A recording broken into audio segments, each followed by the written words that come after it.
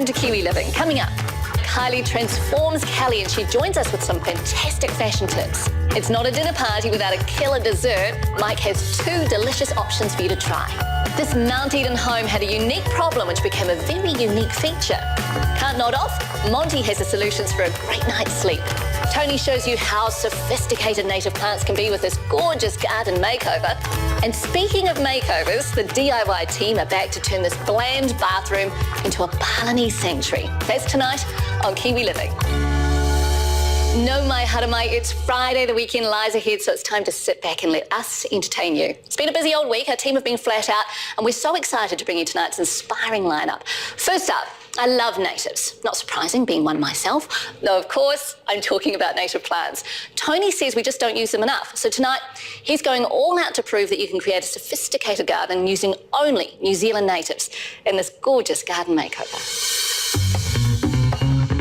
I reckon that native plants get a pretty bad rap, and sometimes they can be referred to as motorway plants. So today I'm going to show you some sophistication, some elegance using beautiful native plants. And I've chosen some of my favourites for this design. They'll combine to create a modern garden that can pretty much look after itself. Plus they'll cope with any New Zealand climate and will attract the birds to this empty garden space. We're still in the drive, and you can see the gap there adjacent to the fence. That needs softening. That garden bed that's a bit of a focal point needs a lot of interest. I reckon it needs lushness, it needs layering, as well as year-round interest. So before I show you my beautiful, sophisticated and elegant design for this garden, we need to talk preparation. And the soil here is pretty much, you look, hard clay. Now, I've checked out the drainage, and that's okay, which is a good thing. However, to get the garden established, I need to use 2E garden mix and 2E compost.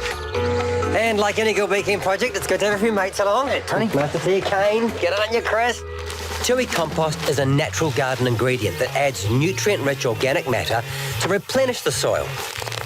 It's really important to not skip good soil preparation, because if your soil is healthy, you'll be giving your new plants the best start possible. A layer of compost, mulch over the top, you're good to go. Well, it's nice to finally get started with the planting, and for my design for this little garden, I thought it would be a good idea, seeing as though it's a weekend project, to use instant hedging. If you haven't seen instant hedging before, it's grown in metre-long sections. This particular variety is Kapuka, or Griselinea littoralis Broadway mint. It's a magical plant, and I like how already I'm getting some structure and instant effect for our garden makeover. I'm digging a trench about 500 millimetres wide and 300 millimetres deep. Now, these hedges are really heavy, which is why you need your mates this weekend. So lift it into the trench, slit the bag at the ends, and then pull it out from underneath. You might need to backfill to create a firm mound around the base. Something you should realise with Griselinea is that they don't like wet roots, and we're coming into winter time, so it's important that when you've put your instant hedges into the trenches that they're slightly mounded, and that way they're not going to become waterlogged. Remember, I've got good drainage in here too. And with the changeable weather conditions we've been having of late, I reckon it's a good idea to put drip line irrigation in, so when the conditions are hot and dry, you can simply turn the water on. Over on the driveway, we're planting a younger Griselinea, which will save some dollars, but they'll take longer to get to the height of the instant hedge. These guys are only half the size of the bigger one, so I'm halving the depth of the hole and the space in between each plant. Next up, cabbage trees. I think they are one of the most underrated natives. They have an incredible fragrance in summer and are one of the best soil cleaners, so they work hard for you. And in between the cabbage trees, I'm planting our beautiful kowhai. Native birds absolutely love them. I do like it when a good design comes together, and I'm all about the feature, the filler and the spiller. The Griselinea hedges form really nice right angles in the garden, but I want to introduce a good curved shape, and the croquet is going to do it just a treat, and that'll wrap it around the back of the garden, and then I can feature some nice topiary and other natives for the scheme. The croquet also brings a nice colour contrast to the brighter greens, as well as being a really tough plant. Love that.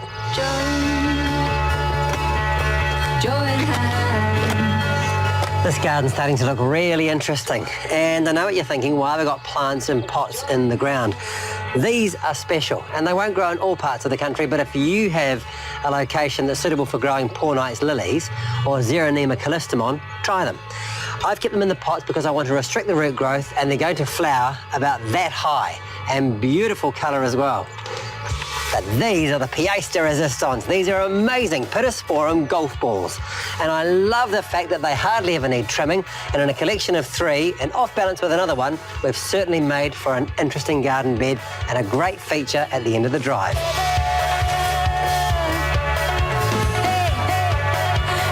And to finish, I'm planting Libertia and Pratia angulata up front. They're a native ground cover that has a small white flower over summer and red berries in autumn and winter. And that's our native garden bed all planted up. Well, all the plants are in and I'm really happy with the way it's looking. But there's still one more job to be done, and that's mulching. And we're using 2E mulch and feed. It's a great way of suppressing weeds, keeping moisture in the ground, and ultimately creating a really good growing bed for our beautiful native plants.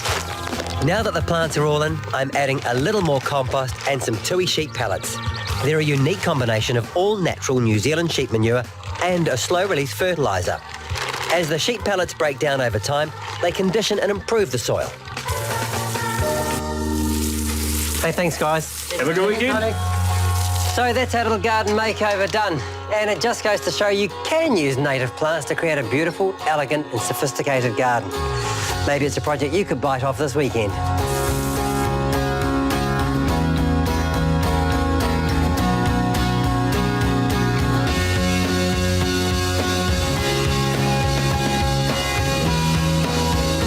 You can find out more on our website.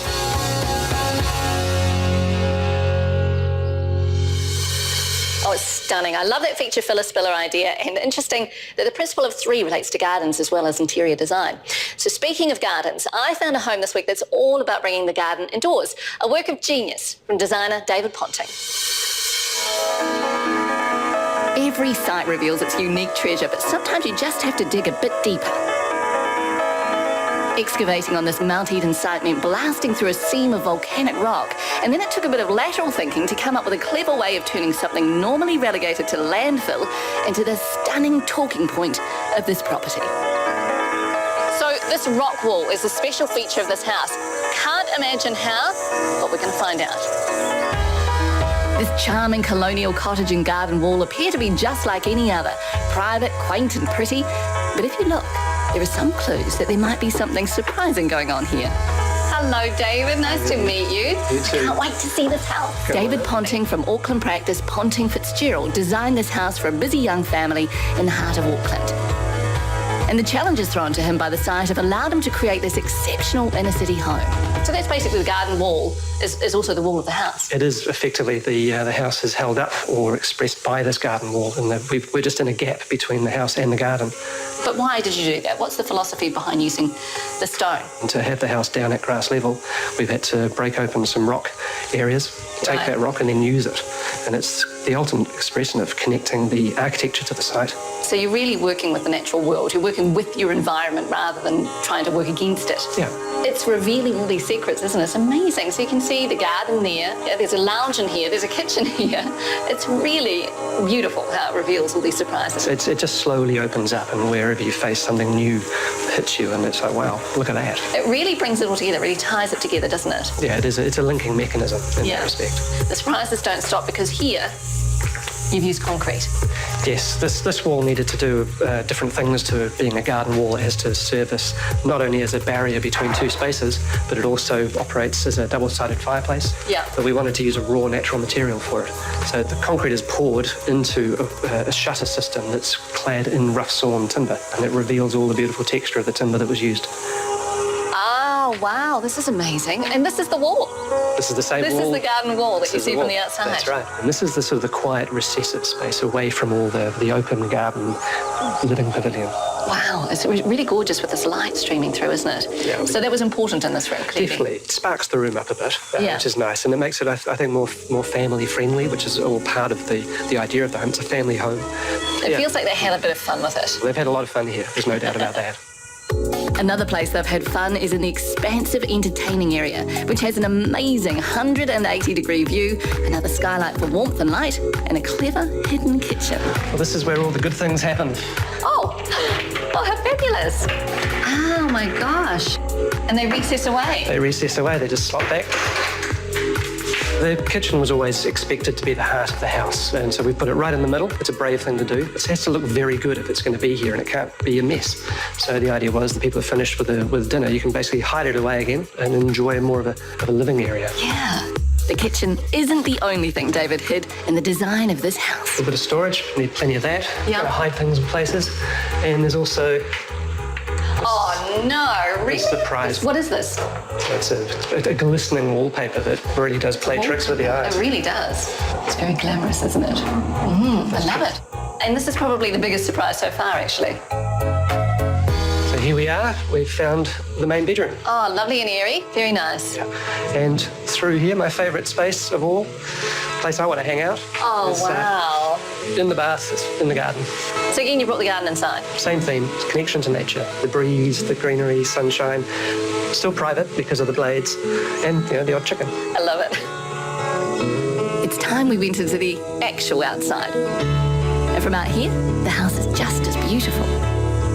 I mean, the pool's a bit of an artwork, isn't it? Reflecting, of course, the major artwork of this property, which is the house, the pavilion. And the key design element where we've really taken the stone out of the ground, formed this backbone wall with a gap that allows you to find the surprise, and a very simple floating roof that really doesn't draw attention to itself. You say surprise, but actually there's a number of surprises, isn't there? This perhaps being the final one, the moat. It's such fun. I suppose, it's nice not to put a fence in the way of the water. You still have to go around the outside of the pool to get to it, but it feels closer. It feels more connected to the house and the garden. Well, I am so impressed. It's just fantastic. I love how you've brought the outside into the house. Not so often you get that wonderful, harmonious interplay between inside and outside, and it's done brilliantly. Thank you very much. Coming up, Kylie Bax meets our very first makeover recipient, Kelly. So what do you wear to a party these days? If you're sleep deprived, Monty's got you covered. Mike's got some sweet treats for a weekend dessert that will wow your guests. And the makeover team go all out with a super easy design idea that's the latest in bathroom fashion. So last week we teased Kylie Bax's first story, and it was so unfair of us. I do promise we have got it tonight. We've got your first story. It's very exciting. Yes, you do. We're talking parties. Now, are there rules? Let's say it's your party. Well, there's no rules if it's your party. Oh, good. You set the standard. Oh, yes, of course. Well, yes, it should be. If you're a guest at a party, any rules? There are rules, and the first rule is find out where the party's located. Is it a beach, a bar, a restaurant, a private home? Yes, well, that makes sense. That will help you decide what to wear, obviously. You're not going to wear a ball gown to the beach, for example, are you? No. So tonight we're talking to Kelly, and she's got a pub birthday. She does, and it's her birthday. Oh, lovely. Okay, can't wait to see it. This is Kelly. She's 29 years old and has been on a major weight loss mission over the last year. 23 kilos so far. Her lifestyle has changed completely, and so has her shape. It's been difficult because the transformation has taken my body back to where it was, but then obviously the fashion's changed and I do need hints and tips and things for what I could be wearing. I'm really proud of what I've accomplished and I just want to feel beautiful. Hey, how are you? Come on in. Here we go. Thank you so much. One for me. So tell me, what can we do? Well, it's my birthday tonight, and it's been a little while. Birthday. Thank you. It's been a little while since I've spent some time on me and fashion, and I'm hoping to get some help to look fabulous. Fashion is constantly changing, but it's all about you in the end, and will make you look absolutely fashion fabulous. Awesome. So I've got a few outfits in mind for you, but we're going to just try them on, see what works for you, see what looks good on you, what colours you like, what fabrics you like, and go from there. That's awesome. Thank you. Time to get to work and see what sort of new looks might work for Kelly's changing shape and for her party tonight. First outfit, what do you think? I feel really good, really feminine and beautiful. It's all about the peekaboo bra. It's all about that this season. So you have to have something that shows up a little bit of funk, a little bit of fun. And it's such a classic dress, and it's lovely to put that bra with it and give it a little bit of colour. And the shoes. Love the shoes. The shoes are hot. I feel really, really good. The only problem is now you've got a few more outfits to try on.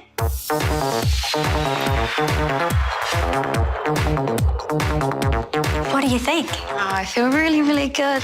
And being out of a dress is so different. This is such a wonderful alternative to a party dress. It's the jumpsuit.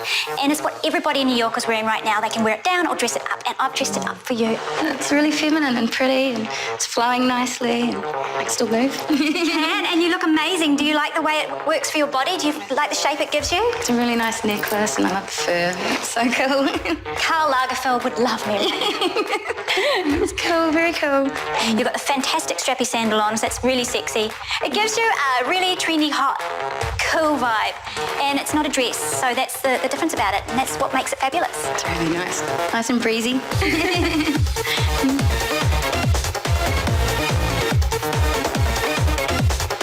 times. Good times. They're really good.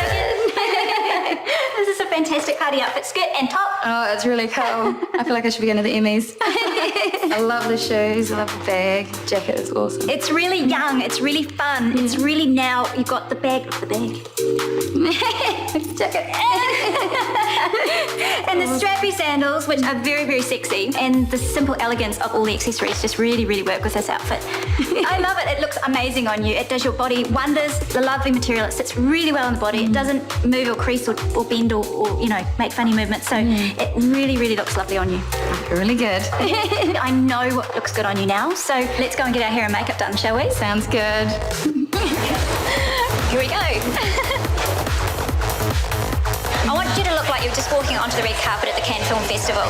And that means a really casual, loose, soft chignon. Just lifting the hair off the back of your neck, just lifting it up enough to show off the lovely outfit that I've got for you.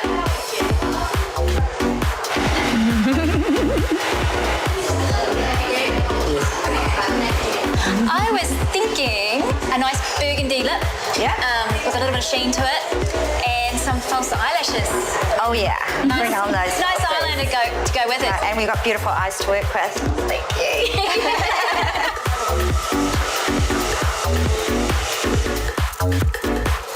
Now's the fun time, we're going to put some lashes on.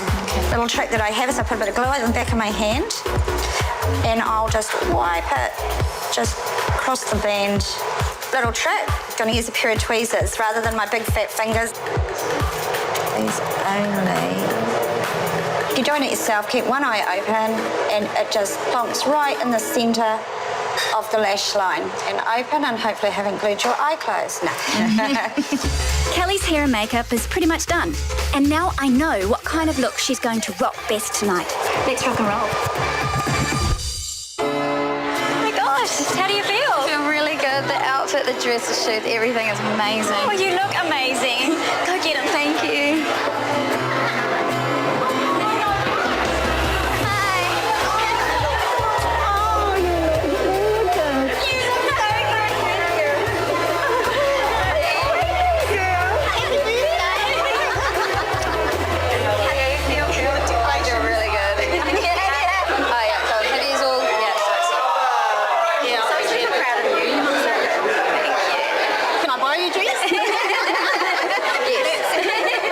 She looks amazing. I think the whole look suits her. She looks beautiful. It's my little girl all grown up. She's just gorgeous.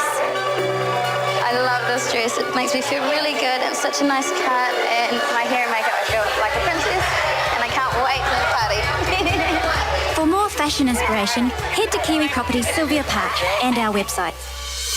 Oh, I think I got something in my eye that was gorgeous. Bless her. Yeah, she was so lovely. Family and friends were gorgeous too. Mum was crying. Oh, gorgeous family, gorgeous group of friends. Yeah, the dress looked fabulous. Her dress is a beautiful burgundy lace dress, and it's all about textures this season. The use of bright colours in a graphical sense, maybe a bit of tribal put in there. And if you don't feel like wearing all of the look in the same outfit, then just throw in a piece of jewellery that has that feel about it, that tribal feel. So if you like a bit of an African print, don't go necessarily for the whole dress. Don't dress the whole zebra, exactly. I love it. Yeah, but maybe a bangle or something like that. Bangle or bag or something like that. Yeah, very good. Can't wait to see your next story and can't wait to show you what's coming up. Coming up, my fave dessert time. Mike's got the perfect sweet treat easy for this weekend's dinner party. And later in the show, it's DIY time. And Monty Beetham meets an expert with some great advice on getting to sleep.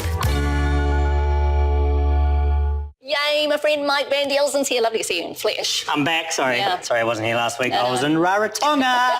Rub it in, why don't you? This is your dream come true, isn't it? It was. Yeah, well, that's it was good. raining, but it was still paradise. Yeah, nice to have you back. Hey, let's move on to these lovely PJs. Don't they look great? They do look great, but there's so blimmin' many of them. 500,000 tonne. What do we do with I them? know. First, I would eat as many as you possibly can Yeah. because they're only around for a short period of time. And then once you're done, I would scoop them out, put them into an oven tray, a little bit of honey over the top, bang them into an oven, 180 degrees for about 10 minutes. And then you pull them out, you've got like a Feijoa slurry, very concentrated, very flavoursome.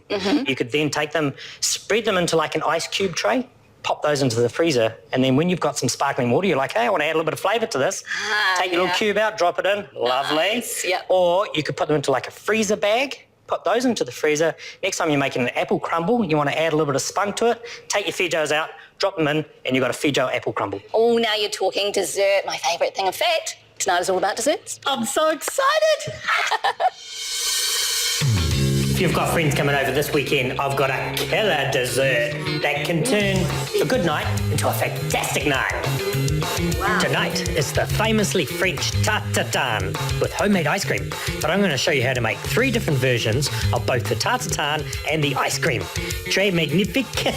I've got a wee little confession. Even though this dessert is full of sugar, butter, and some cream, it is one of my favourite desserts and I love it. It's Moorish and it's gooey and it's got loads of flavour. And the other thing that makes this dessert so good is that you take one base, you add new flavours to it, and you can create new desserts. Let's do this. First up, homemade ice cream flavoured 3 ways. And you don't need an expensive machine to make homemade ice cream. I've been making this recipe for years and it works every time. Get that cream in there and give it a good whipping until you see those beautiful soft peaks. Then heat some sugar and water. If it starts to spit up the sides, just use a damp brush on the side of the pot to stop it from crystallising. This is probably the most crucial time of making homemade ice cream, is when you're boiling the sugar. You want it to come to a temperature of 120 degrees exactly, because that determines the setting of the ice cream. It ensures that the ice cream is silky and smooth and soft enough to roll. Once that sugar hits that temperature, separate the eggs and beat the yolks until very thick. Then just add that hot sugar syrup super slowly, people. This is 120 degrees. If you pour it in all at once, it's going to turn your eggs into sweet scrambled eggs. It's quite disgusting. Done. Okay, so the eggs have cooled, so now I'm going to carry on making my ice cream. So I've separated my cream out into 3 single batches. So in goes the egg with the whipped cream, and that's your base done. And you're ready to add the flavour. These are my favourites. Flavour 1, rum, 1 shot glass full of the real stuff will do. Flavour 2, licorice. Simply add softened licorice strips. And flavour 3 is your classic vanilla. Just add a pod of vanilla seeds. Yum! Pour your mixture into a loaf tin and cover with some baking paper to avoid freezer burn. It's a beauty about ice cream is you could do this days in advance. You got guests coming for dinner. You don't want to be slaving in the kitchen. You want to be enjoying their company. So pop these into the freezer and then we can get on with our tarte tatins.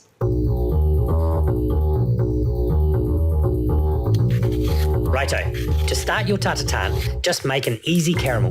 Heat some water and sugar till it boils, and then as it begins to bubble, just keep shuffling and moving the pot around until the caramel turns a fabulous light brown colour. So while that caramel is reducing down and turning into a beautiful golden colour, I'm going to make what we call a cartouche. Don't be afraid, people. It's basically silicone paper that's been folded up, put into the bottom of the pan, so when we go and turn our tarte tatin out later on, it's not going to stick. I've folded a sheet of paper into a square, and then I'm just folding it from the bottom edge into itself until I get a long, thin triangle.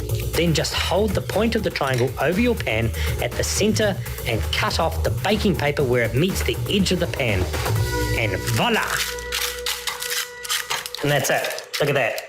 By folding it, it keeps it locked down in the bottom of the pan. Now we put our caramel on top of that. Pour that bubbly brown caramel into the centre of the pan and arrange some apple slices on top. So I've used Braeburn apples for this because they've got a beautiful sweet and sour flavour, and also they don't break down when we cook them. Plus, they're in season. So what's better to do this weekend than go out, pick some Braeburns and make this tart. So we need to put a puff pastry onto the top of this.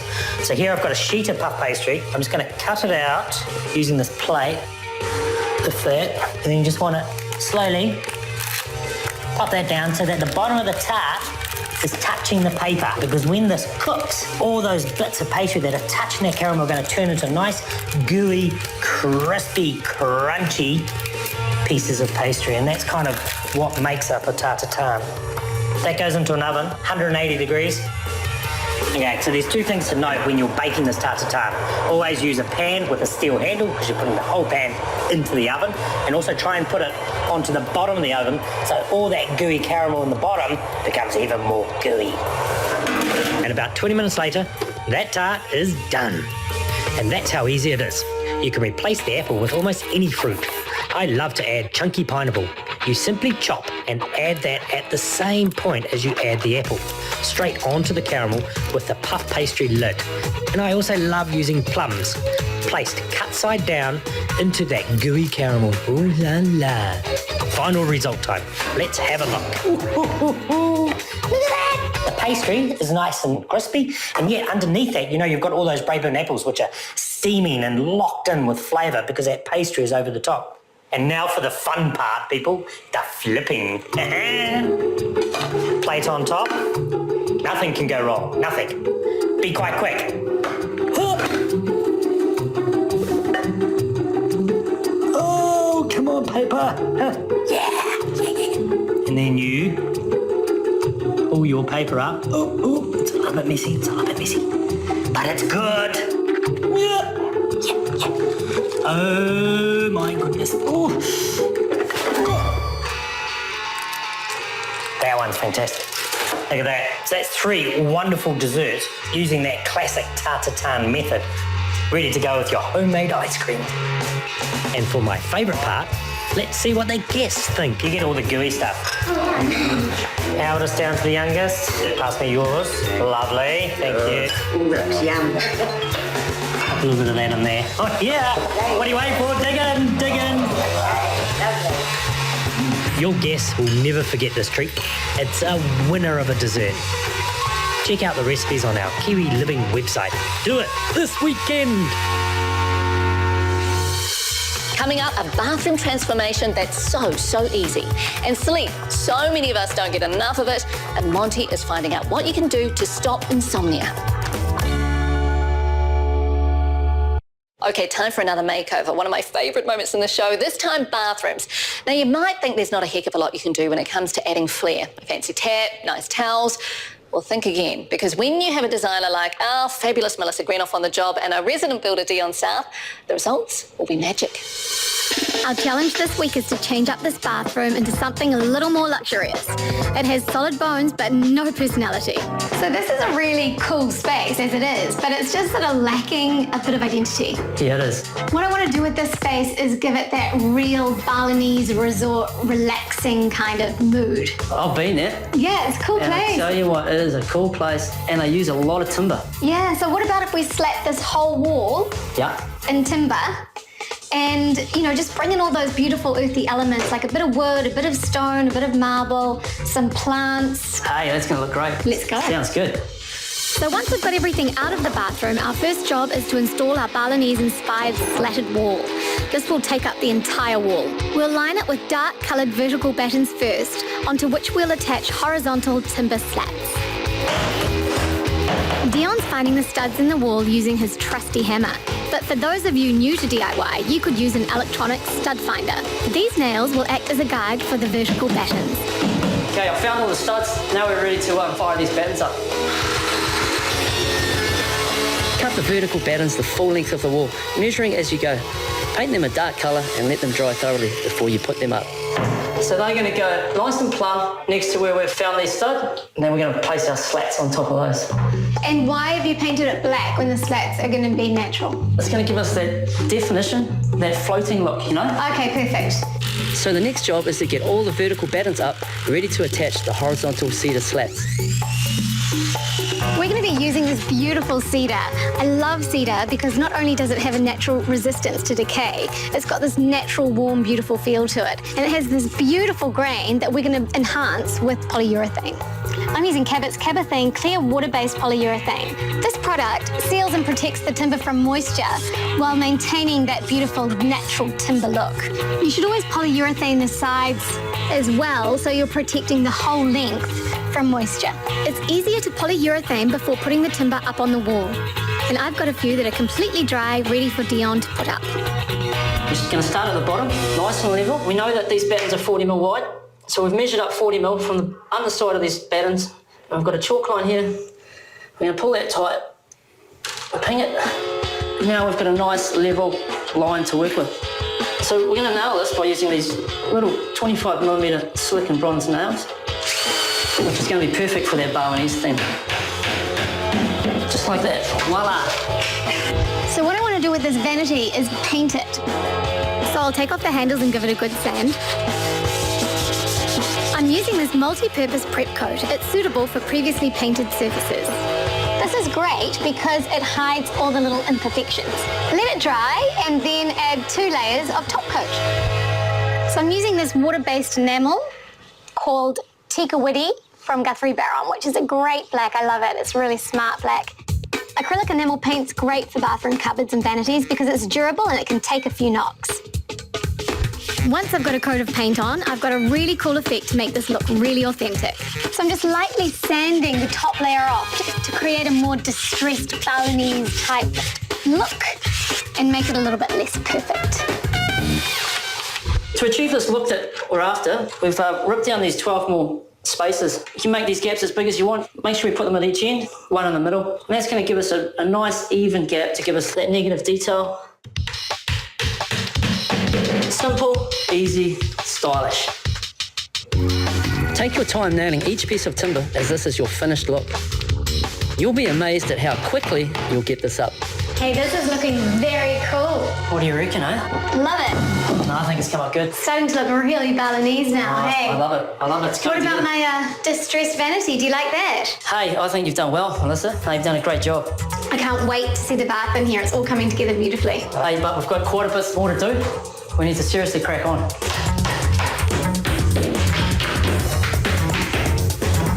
Ah, fantastic. Can you get this up there while you're there, please? Crikey, I thought my job was done. This looks totally amazing. Love it. You see, I'm bringing the outside inside.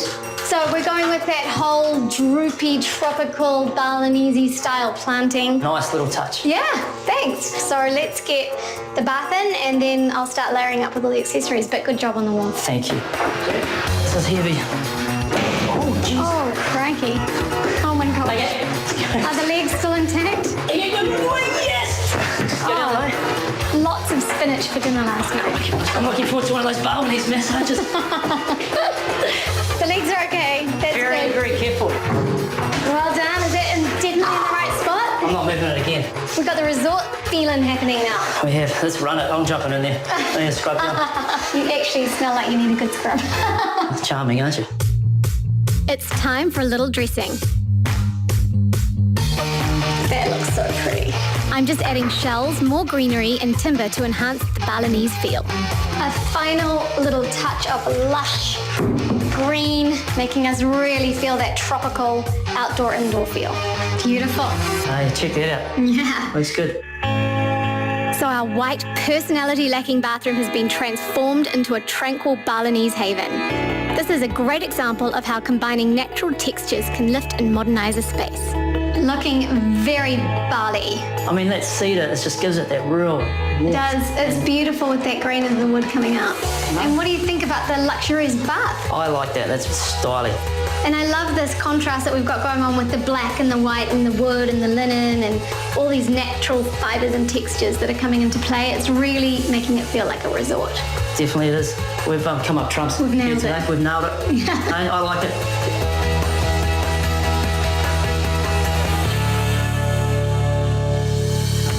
Coming up, Monty with all the tips for a great night's sleep. Even if you wake up in the middle of the night, he has the answer. So I'm fairly lucky when it comes to sleeping through the night, but I've definitely had those moments where I can't, a bit like that last night actually. I always comfort myself though with the thought that it's temporary. But what happens if it's not? Well, Monty is about to meet a sleep expert with some fantastic advice if you suffer sleepless nights. You've got the best of intentions to have yourself a good night's sleep, but then the torture begins.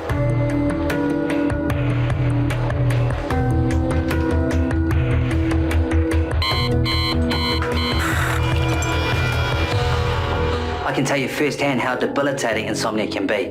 Luckily, there is hope for us out there. Who better to ask for help than Dr. Anna Clarkson, a clinical psychologist who specialises in helping people with insomnia. When we can't sleep, what's happening inside our bodies? Well, there's a lot happening inside our bodies. So our minds and our bodies are really interconnected. And what happens when we don't sleep is that we start producing stress hormones, especially if we're worried about not sleeping. Yeah. And, we're evolutionary primed with the fight or flight response. And we tend to respond to anything as if it's a lion coming. And in just the same way that you wouldn't roll over and go to sleep if there was a lion coming, that adrenaline primes every cell in your body for survival and to keep you awake. Is insomnia curable? Because when you're going through it, it doesn't seem like it is. It's debilitating. I think the good news is that there's so much we can do to help us sleep. But how do we actually go about doing that? So we need to make our bedroom a relaxing place, somewhere where we're comfortable, somewhere that feels peaceful. Well, here's a typical Kiwi bedroom. How does this one stack up? You can see a wine glass in here, very naughty. Hang on, who drinks wine in bed? Well, whose bedroom is this? Wow. When we drink wine, we fall asleep more quickly or drink any alcohol, but often we have very disrupted, fragmented sleep, and that's not a good thing. So with a bedroom like this, we want to get in and have a good tidy up, get rid of those dishes, get rid of the clutter, make it a really peaceful, serene place for sleep. And also, if you've got pets, might be a good time to ban them from the bedroom. Oh, kicking out man's best friend. Afraid so. Controversial there, buddy. Afraid so. Minimise light sources as well. Turn off the standby switch on the television and just make sure that we're not emitting light. Blue light is really bad for sleep. And that's the light that's emitted from our laptops, our PCs, our mobile phones and the television. And the reason why it's bad is that blue light suppresses melatonin production. And melatonin is the sleep hormone that we need to help us drift off into sleep and to stay asleep. And you can actually get an app to adjust all your screens to whether it's daytime or nighttime, so to reduce the impact of that blue light. So you might think you're providing yourself with some lighthearted distractions, but you need to avoid using your iPhone, television or iPad, anything like that for at least an hour before bed. Well, Anna, you turn into a bit of the fun police. You're taking away the wine, there's no TV. What about for the people that love reading? Well, reading's okay, but avoid books like horrors or serious, heavy textbooks and just keep it light and relaxed. Temperature's really important too. We sleep better if our core body temperature drops a little bit. So get yourself a fan or turn the air conditioner on. Yeah, we'll just take your pyjamas off, right? Exactly. Yeah, birthday suit. The room is prepped, it looks so inviting, and now for the hard part, which is actually trying to get to sleep. That's what we all want to know, how to do that. That's the important part. And really what we need to do is we need to switch off that adrenaline response. And to do that, we work with both the mind and the body. And we're going to start with some nice stretches. And what we're wanting to do is get rid of that tension so our muscles are nice and relaxed. So just reaching up with your left arm and reaching up with your right arm and just really stretching as far as you can, rolling your shoulders up and back and around. And a lovely one is this one, where you just reaching forward with your arms. You feel the tension of that? You sure do. Yeah, as if you're kind of pushing away an invisible wall, and just really hold that for a moment and then dropping your arms. So next we're going to do some abdominal breathing. What we're doing is breathing in through our nose, right down as if we've got a balloon in our tummy, holding to the count of 3 and then breathing really slowly out through our mouth. Perfect. How's that feel? That's good. It's good. Yeah. It's relaxing. Do you mind if I put my feet up? I don't mind at all. Because the next part we're going to do is actually a body scan for sleep. So I want you to get really comfortable. Just focus on your body from the top of your head down to the bottom of your toes, and just in your mind, just say to yourself, I feel my head heavy and warm and relaxed, just sinking into the pillow. And I feel my neck heavy and warm and relaxed, sinking into the pillow. And down you go through your body, all the way down to your feet. And just taking your time with that, just really feeling those parts of your body nice and heavy in the bed. I think we're sleeping. Some of these strategies may sound simple, but they really do work. So give it a go this weekend and treat yourself to a great night's sleep. Do you know Monty actually fell asleep. He wasn't acting. He actually dozed off when he was filming that story. I thought he was faking. It was so funny.